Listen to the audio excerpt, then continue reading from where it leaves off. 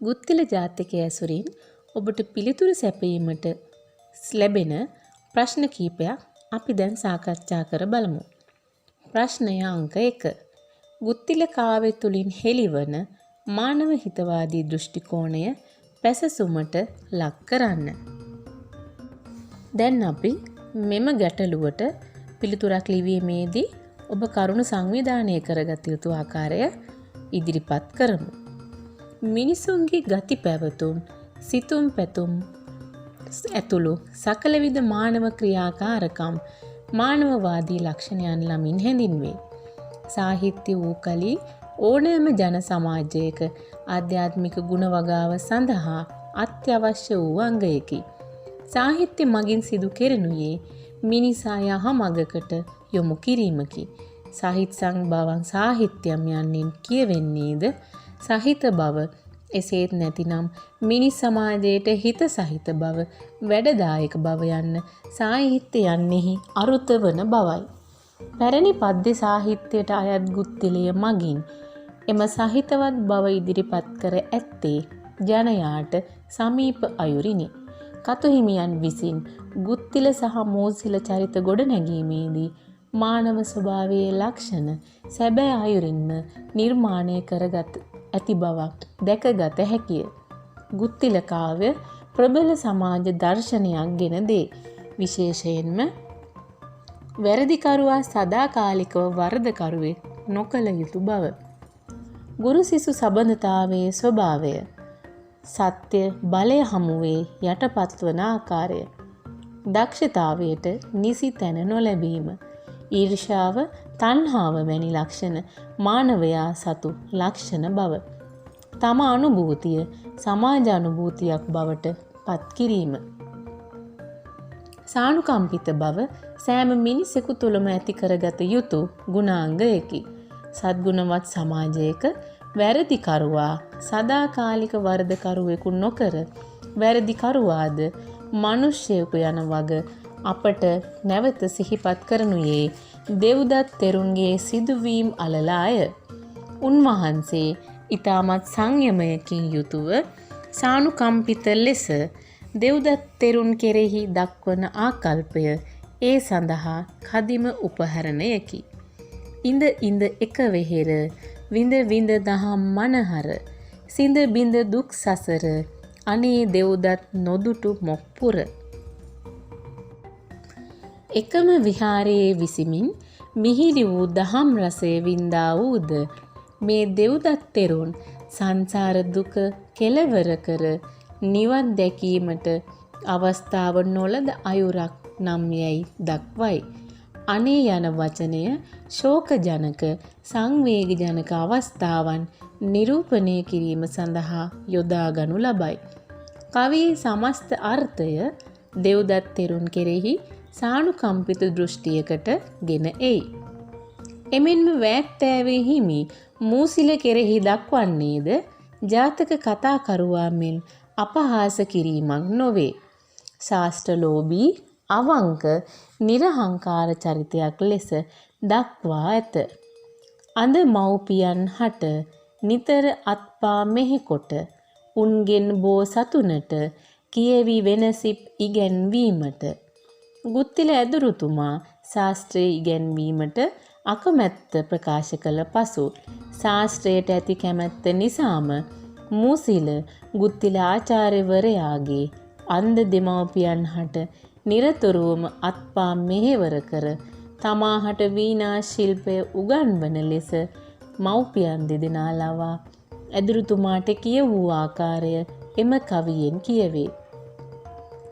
තම ශාස්ත්‍රය යනු වෙනුවෙන් නිර්හංකාරව මව්පියන්ට සැලකීම ආදිය තුලින් මුලදීම මූසිල පිළිබඳ පාඨක සිතෙහි සානුකම්පිත බවක් ඇති කරයි. ගුත්තිල කාව්‍ය පුරාවටම චරිත දෙස හෙළන මධ්‍යස්තව මිනිසුන් යහමගට ගැනීම පිළිබඳ වන සමාජ දර්ශනය ඉදිරිපත් කෙරේ. මෙම ගුත්තිල කාව්‍ය පුරාවට දිස්වන මධ්‍යස්ථ මිනිසුන් යහමගට ගැනීමේ සමාජ දර්ශනය ගුත්තිලේ ජනප්‍රිය සිංහල කාව්‍යයක් වීමට ගාමක සාධකයක් බවට පත්විය. මව්පිය උපස්ථානයේ යන්න මානව කේන්ද්‍රීය ගුණයකි. වැත්තෑවේ හිමියන් එම ගුණය ඉස්මතු කරමින් ගුත්තිල ඇදුරුතුමා පිළිබඳ යම් දැක්මක් ඉදිරිපත් කරයි. එමෙන්ම මූසිල පිළිබඳ මුලදීම ඔහුගේ ලක්ෂණ දක්වමින් නුගුණයෙක් යැයි ගුත්තිල දක්වන්නේ මෙසේය. බලමින් ලකුණු ගත දුදන ගුණ දැන ඔහු සිත නොවසව තෙපි මවෙත ශිල්ප නොදෙමැයි කීවන් මහ සත. දියෙහි යන දණ්ඩට පිහිටක් වෙතත් පෙර සිට දුදනන්හට පිහිට නොවව් යන බස සැබෑ කළේ මට. දියේ ගසා යන දණ්ඩට පිහිටුවත් දුර්ජනයන් හට පිහිට නොවන ලෙස අතීතයේ සිට පැවතෙන කියමන අවසානයේ මොහු මට සැබෑ කළේ යැයි ගුත්තිල ඇදුරු පවසයි. කොපමණ ගුණ කළත් දුද නොවෙති යහපත් කිරි දෙයිනි දෙවියත් අඟුරු සුදුවන කලෙක් නම් නැත්. කොතරම් උදව් කළත් දුර්ජනයෙන් යහපත් නොවේ. එය අඟුරු කිරිවලින් සෝදා දැමුවත් සුදු පැහැන් නොවන්නා මෙනි. වැනි උපමා දක්වමින් දුදනන් පිළිබඳ දක්වා ඇත. වැත්තෑවේ හිමියන් මින් අපේක්ෂා කර ඇත්තේ මෝසිල දුර්ජනයකු වශයෙන් හංවඩු ගැසීමට නොවේ. සෑම මනුෂ්‍යයෙක් තුළම සුදන හා දුදන ගති ලක්ෂණ පවතින්නේය. ඒ සඳහා බලපානු ලබන්නේ ඒ පුද්ගලයා සමාජ හා ආර්ථික තත්ත්වයන්ය. මූසිල මෙන්ම ගුත්තිල තුළද දුදන සහ සුදන ගති අඩු වැඩි වශයෙන් පවතී. ඕනෑම මානව සමාජයක දුදනන් හා සුදනන් දැකිය හැක. තමාට වඩා කෙනෙක් දක්ෂනම් තමාදේ මට්ටමට පත්වීමේ උවමනාව මිනිසා තුළ තිබෙන ලක්ෂණයකි. වැත්තෑවේ හිමියන් මෙම ලක්ෂණය මූසිල තුළින්ද ගම්‍ය කරයි. නින්දා බස් කියන වෙළඳුනි වෙන වැයීමෙන මට වැඩි තරන් වෙන එකෙකු දුටුවා ඇද්ද වෙන තැන. මූසිල ගුත්තිලගෙන් ශිල්ප හැදෑරීමට අවසර පතමින් පැමිණි අවස්ථාවේදී මූසිලගේ නිහතමානීකම කවියා මතු කරයි. මූසිලගේ වීණානාදයේ අමහිරි හඬට අන්ධ දෙමව්පියන් මීයන්ගේ ශබ්දයක් යැයි රැවටි සූ සූ යැයි හඬ නගා කෑ ගසති. නමුත් එයින් මූසිල කිපෙන්නේ නැත. එහිදී මානව කේන්ද්‍රීය ලක්ෂණ මතු කෙරෙයි. අන්ධ දෙමාපියන් නිවලක්වන අසරණ නිර්වද්‍ය පුද්ගලයන්ට අනුකම්පා කිරීම සාපේක්ෂ මානව ලක්ෂණයකි. එමෙන්ම තම ගුරුවරයාගේ දෙමාපියන්ට ගරු කිරීමද මෙහිදී දැක්වේ. අඳ මව්පිය දෙදෙන ඔහු අයන බව නොමදැන කතී වෙන මීයන සුසූ යැයි අත ගැසූ සැකයන. අන්ධ මව්පියන් දෙදෙනා වීණාව මීයන් කතී සැකසිතී සූසූ ගාමින් අතට ගැසූ නිසා මූසිල ඒත් සමග තමාගේ මානය නැති කරගෙන ගුත්තිලගේ දෙපා ළඟ වැටී තමාට ශිල්ප උගන්වන ලෙස අයදී. මේ නිදසුනින් මූසිල යනු නිහතමානී ගුරු භක්තිය සහිත වූ එක් බව වැත්තෑවේ හිමි ඒත්තු ගන්වා ඇත. ගුත්තිලගේ චරිතය පිළිබඳ විමසීමේදී ගුත්තිල ඇදුරා බෝසත් චරිතයක් ලෙස හුවා දැක්වීමට වඩා හනමිටි යුගයේ සිටි තම ගෝලයාගේ දියුණුව පවා නොතකන ඔහුට ඊර්ෂ්‍යා කරන කුහක සිතුවිලි වලින් පිරී ගිය මහලු ගුරුවරයෙකු ලෙස දක්වා තිබේ. සැබවින්ම වර්තමාන සමාජයේද මෙවැනි පුද්ගලයන් සිටිති. තමා සමග සිටි පුද්ගලයෙකු තමා පරයා ඉහළට යාම දැක සතුටු වීමට තරම් පුද්ගලයන් සිටින්නේ අල්ප වශයෙනි. එය මිනිස් ස්වභාවයයි.